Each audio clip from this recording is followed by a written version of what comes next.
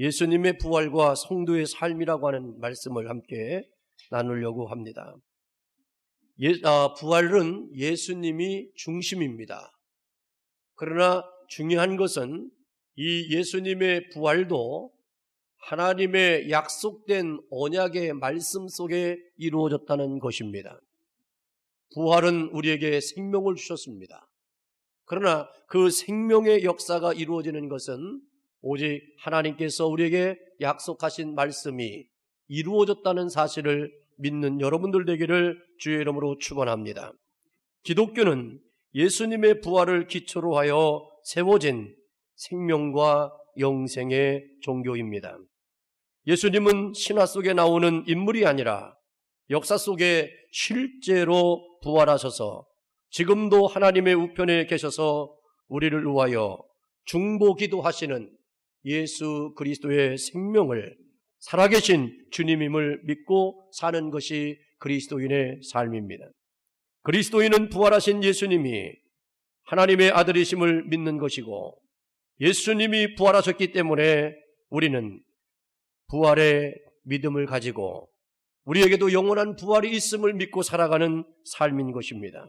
예수님의 부활하심을 믿는다는 것은 성경에서 말씀하신 복 중에 최고의 축복임을 기억하시기를 바랍니다.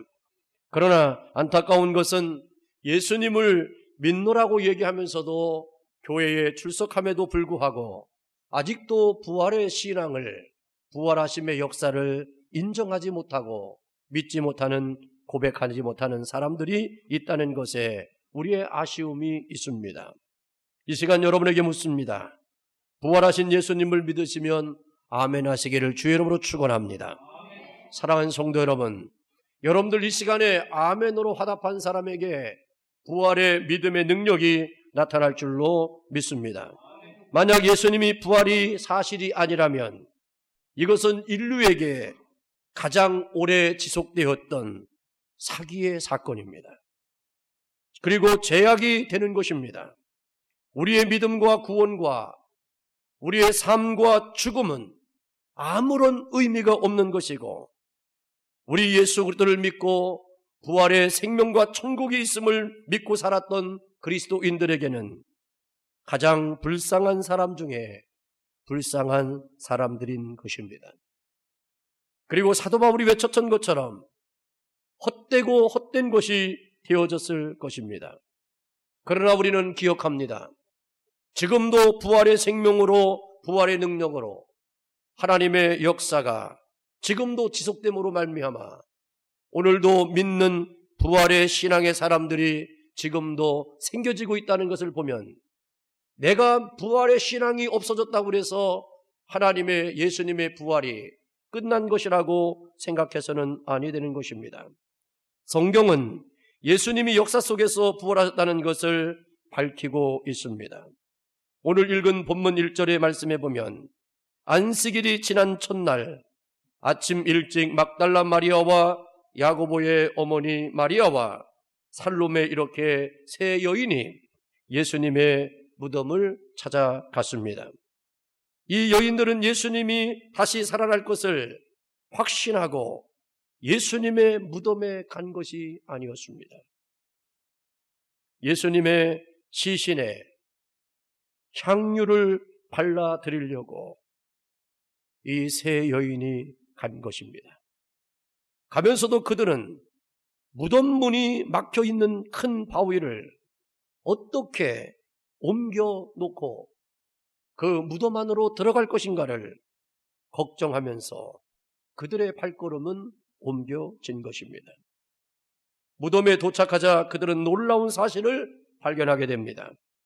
무덤 문을 막고 있던 큰 바위가 굴러져 있었고 무덤은 텅 비어 있었습니다.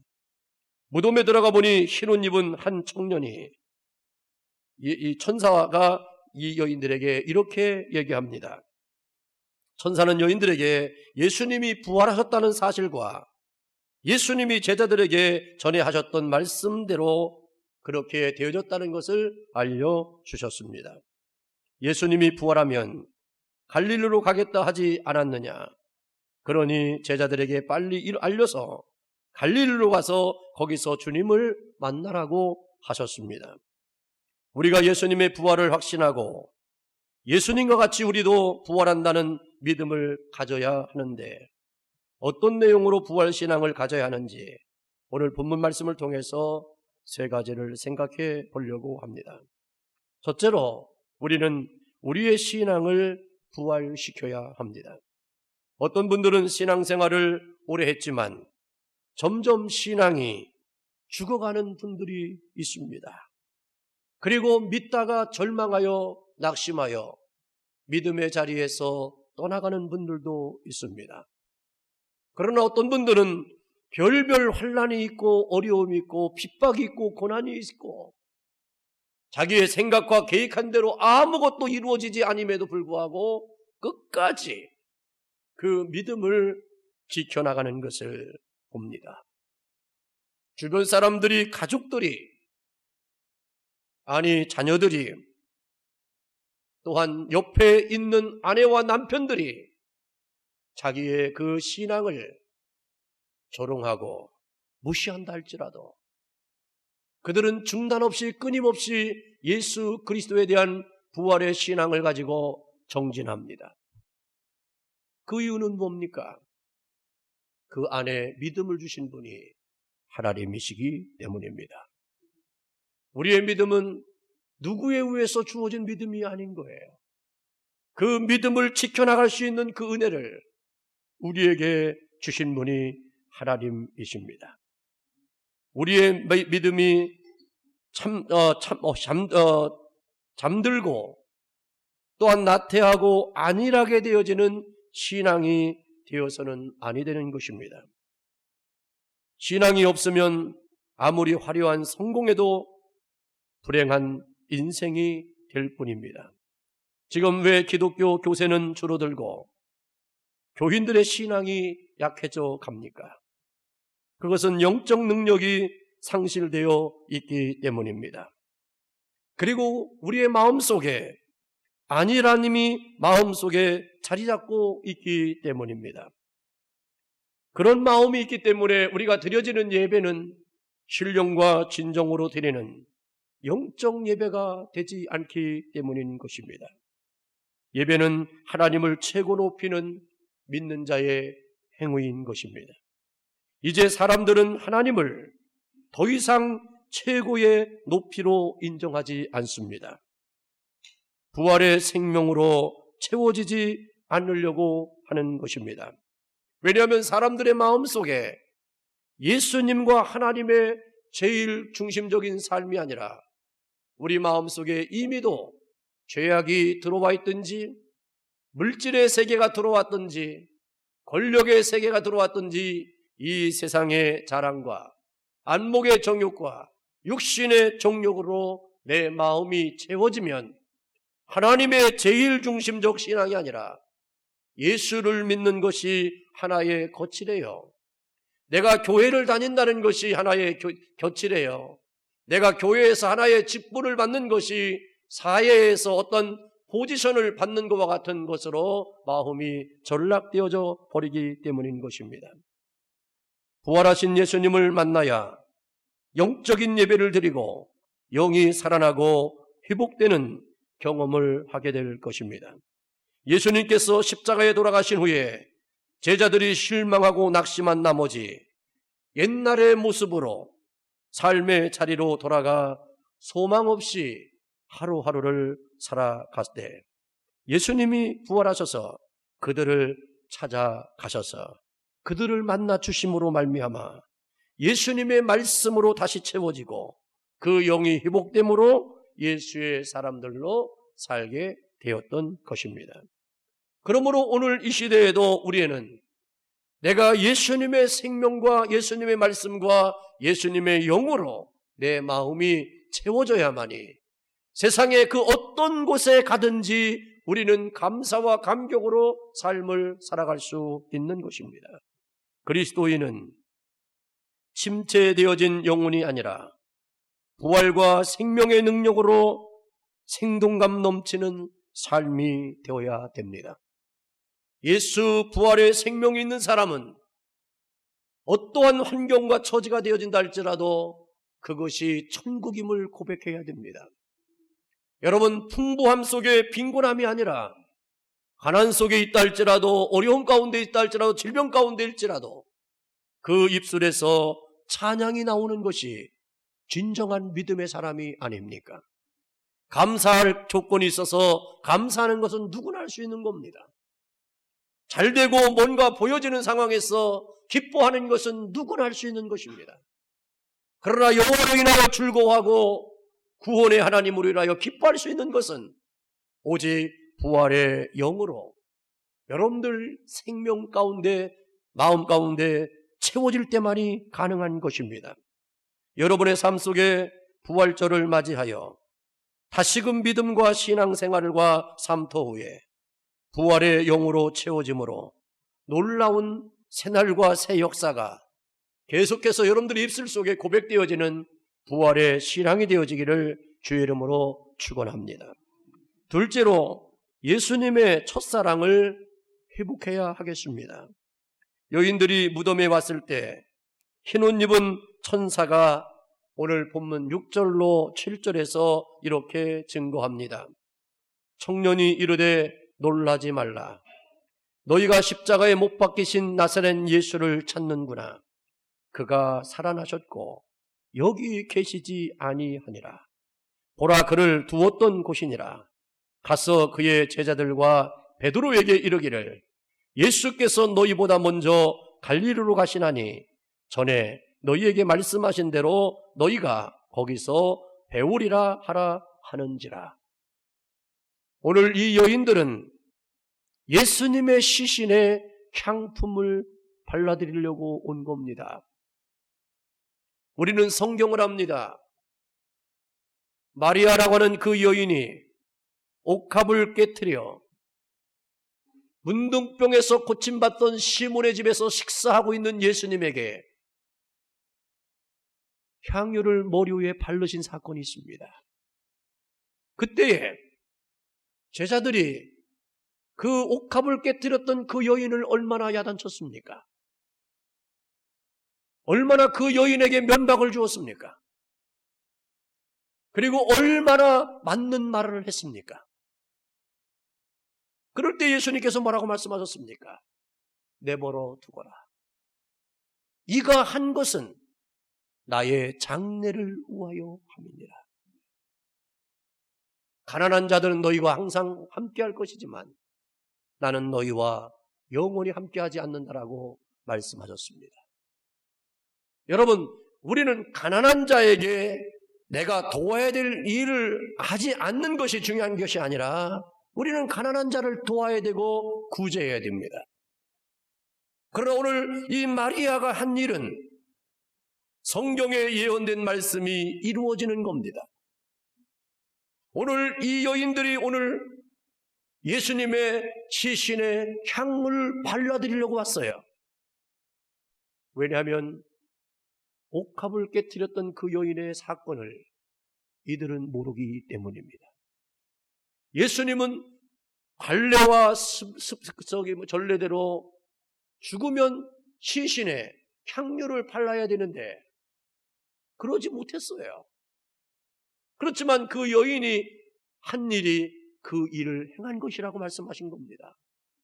오늘 이 여인들이 그렇게 하려고 왔지만 예수님은 이미 부활하셨습니다. 이미 이 여인들이 하려고 했지만 할 일이 없는 겁니다. 여러분, 모든 것은 때가 있는 겁니다. 그 때가 내가 사랑해야 될 때라면 사랑해야 돼요.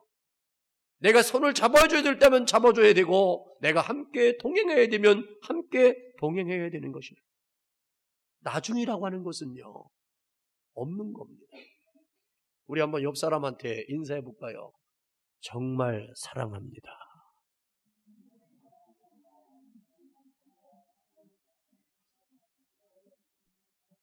예, 이렇게 여러분들 이렇게 해 주셔야 된다니까. 다음에, 나중에 시간 되면 상황과 조건이 되어지면 그렇게 하겠다. 그거 아니거든요.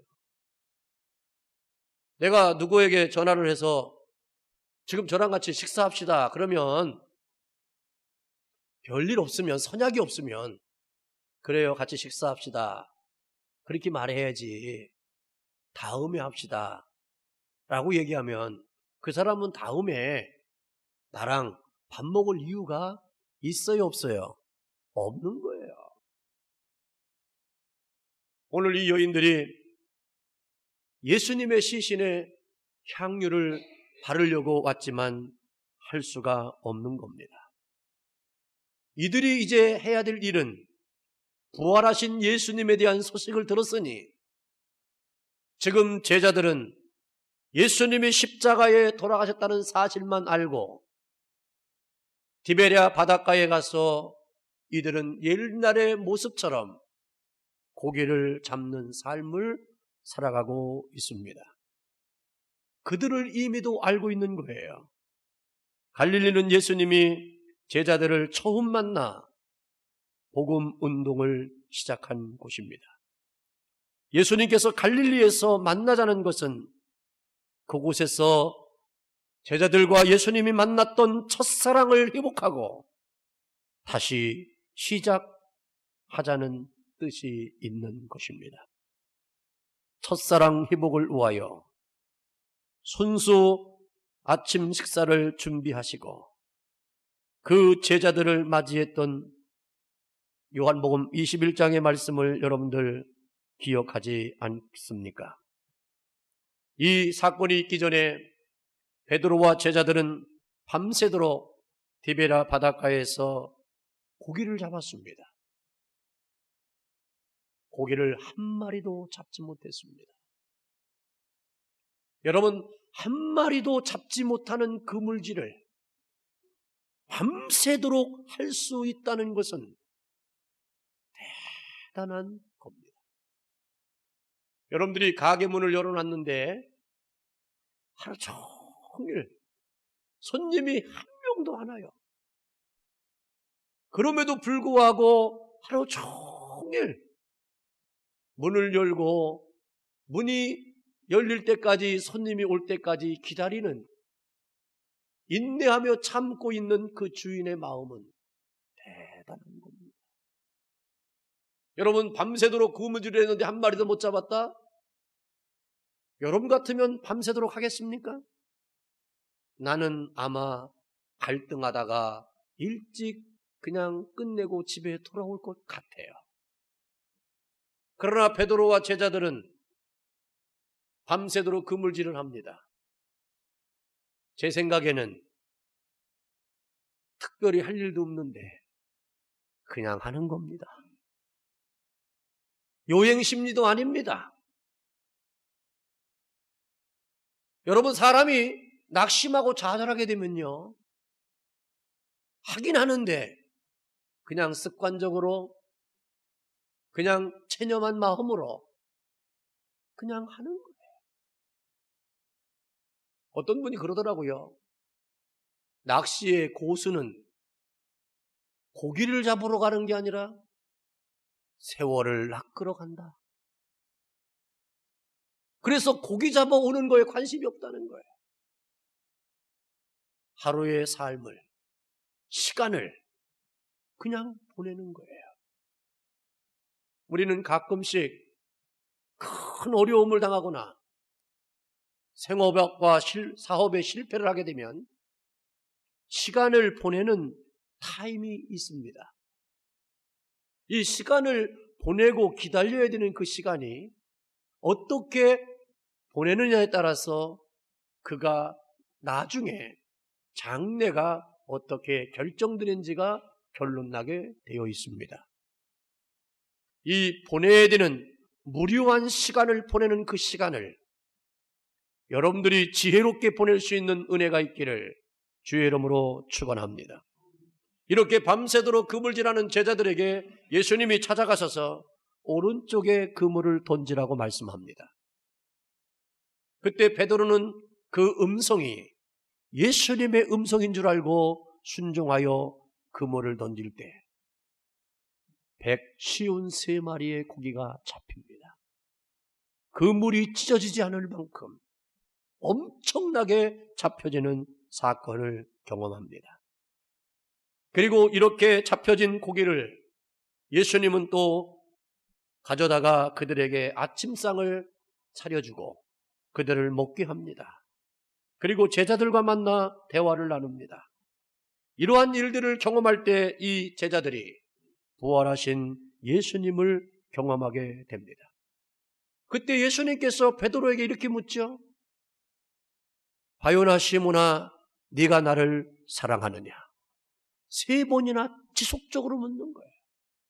그때마다 베드로는 예전 같으면 예, 내가 예수님 사랑합니다 라고 얘기할 했을 텐데 이번에는 그렇게 대답을 못하는 거예요. 내가 주님을 사랑하는 줄 주께서 아시나이다. 아멘.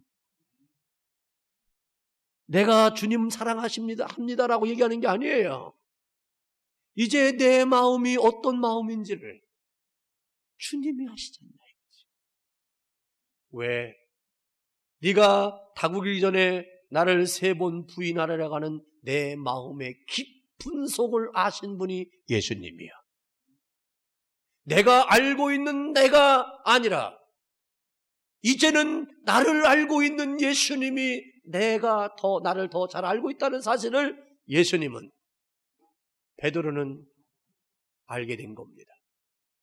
그래서 베드로는 이제 나의 고백과 내 마음을 예수님 앞에 고백하는 것이 아니라 내 마음과 생각의 모든 깊이를 주님이 아심에 대한 고백을 하는 것입니다. 첫사랑이 무엇입니까? 내가 일방적으로 누구를 사랑하는 것이 아니에요. 영적인 믿음의 첫사랑은 예수님의 사랑이 시작된 곳입니다.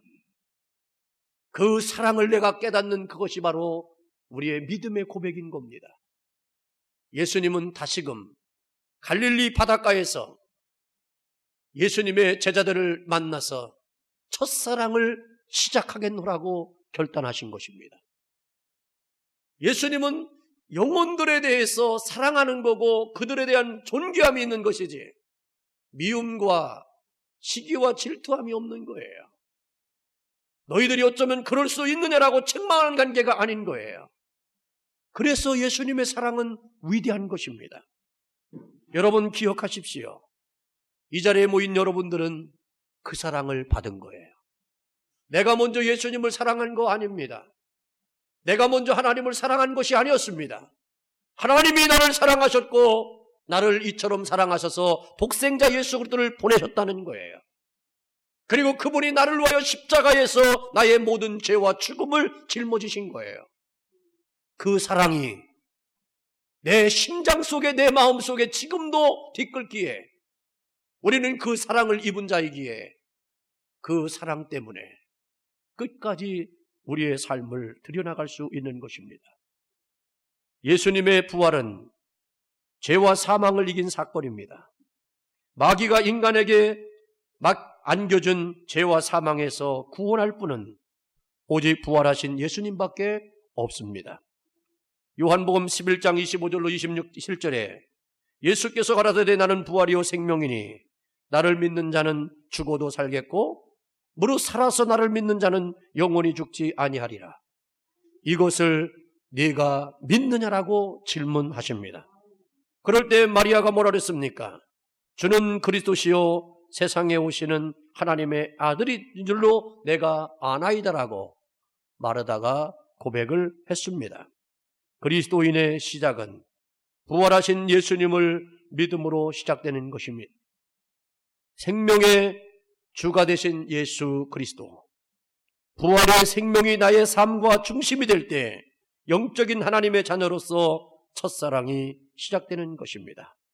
사랑하는 성도 여러분, 부활의 은혜와 능력을 체험하여 여러분들의 삶 가운데 승리가 이루어지고 사랑이 차고 넘침으로 말미암아 여러분들 마음속에 참된 위로의 평안이 넘쳐나기를 예수의 이름으로 축원합니다.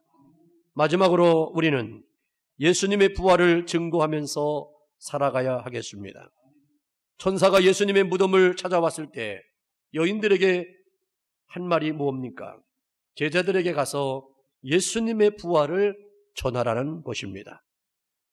어떻게 그들이 이 놀라운 소식을 듣고 침묵할 수 있겠습니까? 그러나 오늘 본문 말씀에 보면 그들은 침묵했습니다. 그들은 말할 수 없었습니다. 왜냐하면 듣긴 들었는데 마음에 확신이 없었습니다. 그래서 입술을 못 여는 겁니다.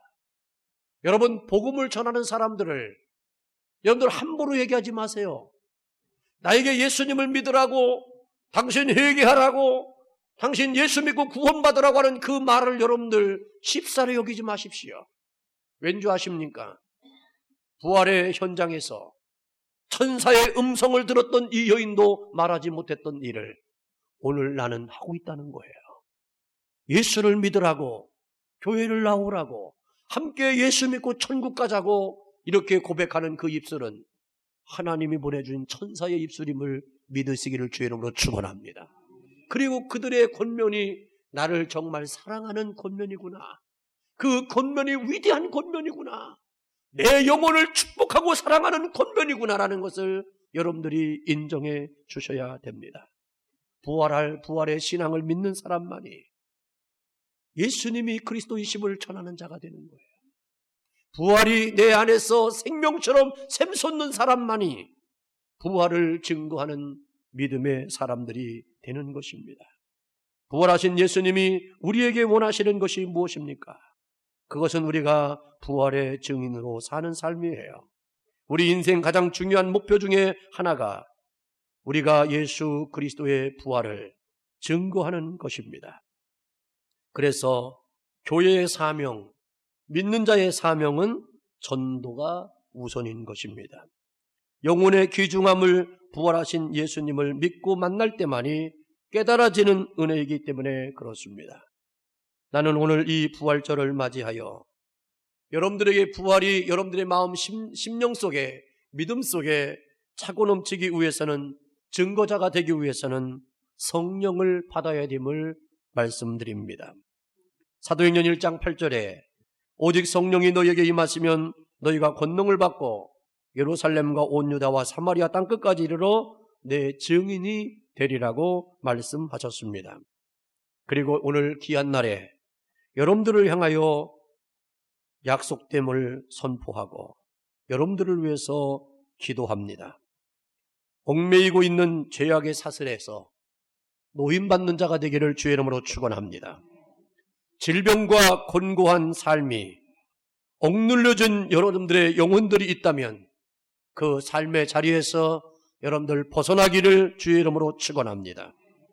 그리고 어찌해야 할지를 모르는 상황에서 놓여 있다면 평안과 기쁨으로 해결해 주시는 부활의 은혜가 여러분들의 삶 가운데 넘쳐나는 은혜의 은총이 있기를 주의 이름으로 축복하며 축원합니다.